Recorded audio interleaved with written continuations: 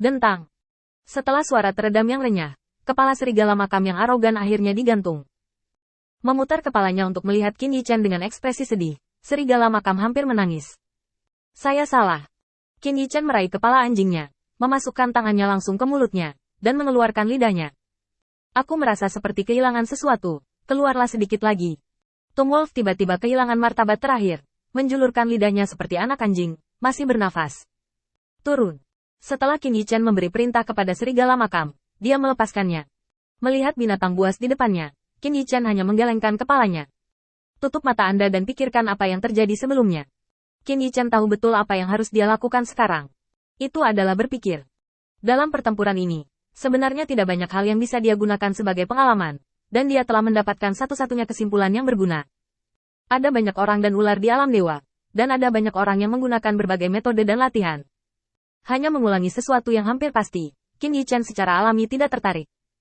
Melihat sekeliling dengan santai, Qin Yichen menggelengkan kepalanya lagi.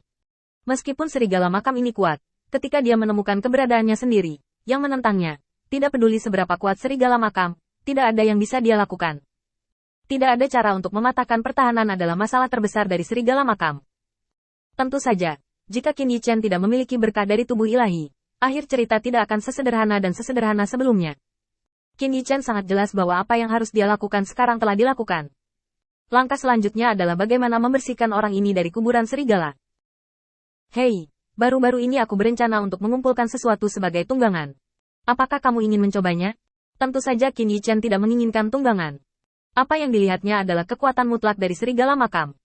Jika ditempatkan di kuil penguasa cahaya, setidaknya itu akan menjadi yang terbaik. Itu benar, situasi kuil penguasa cahaya saat ini sangat buruk. Kepemilikan saham itu bukan karena Athena dan Ares, Dewa Perang, bekerja sama, yang membuat Qin Yichen salah menilai kekuatan orang-orang ini.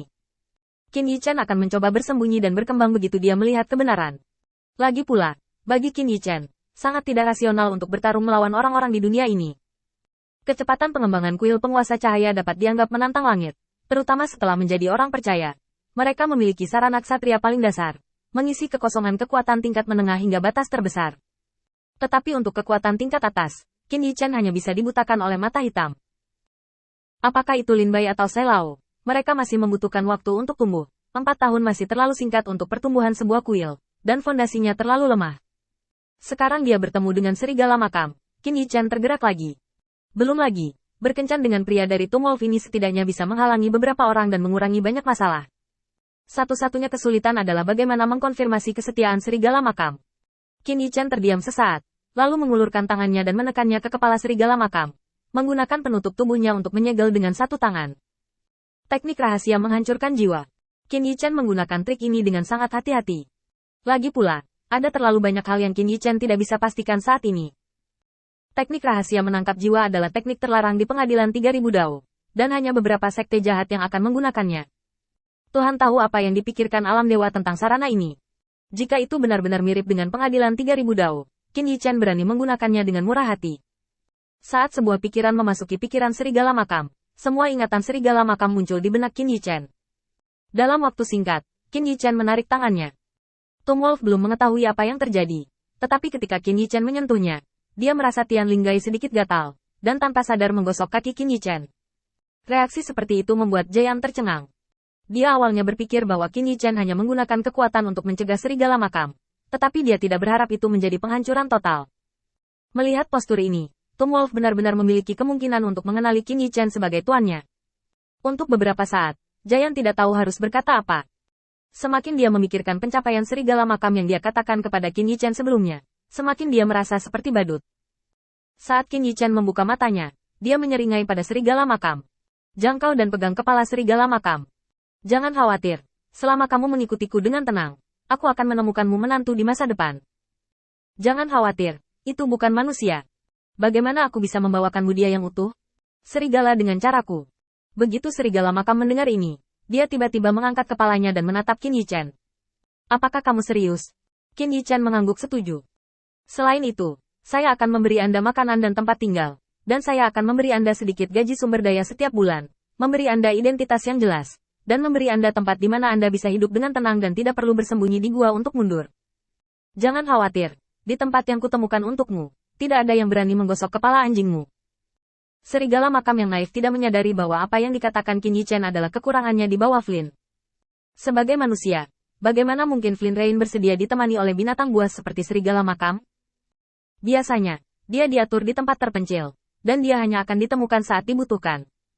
Adapun soal Tom Wolf dan Flynn pada awalnya, Flynn lah yang secara kebetulan masuk ke benak Tom Wolf, tentang menantunya. Maka serigala makam memberinya gigi serigala dan menyetujui berbagai syarat, hanya sebagai ganti serigala betina. Qin Yichen mengulurkan tangan dan menggosok kepala serigala makam. Jangan khawatir, saya hanya mengatakan apa yang Tuhan katakan, dan saya tidak pernah melanggar janji saya. Jika Anda tidak percaya, Anda bisa pergi ke orang percaya saya dan bertanya. Begitu serigala makam mendengar ini, dia tiba-tiba menjadi tertarik.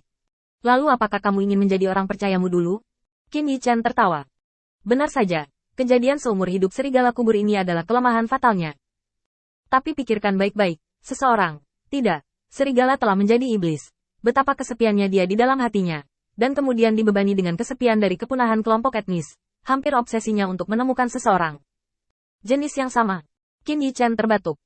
Tapi kamu harus menuruti perintahku. Pertama, kamu tidak boleh menyakiti orang sesuka hati. Kedua, ikuti aturan kuil penguasa cahaya. Ketiga, aku hanya mempercayaimu sekali. Jika kamu mengkhianatiku, kamu akan melakukannya. Tidak perlu mempertimbangkan untuk kembali padaku lagi. Aku tidak akan memberimu kesempatan kedua. Kepala serigala makam itu seperti mainan kerincingan. Oke, katakan yang lain, dan aku akan melakukan semuanya. Qin Yichen tiba-tiba melihat serigala makam. Orang ini berbaring di depannya, seperti anjing liar di pintu masuk desa. Pada saat itu, Qin Yichen tiba-tiba menjadi tertarik. Kenapa kamu tidak menjulurkan lidahmu untukku?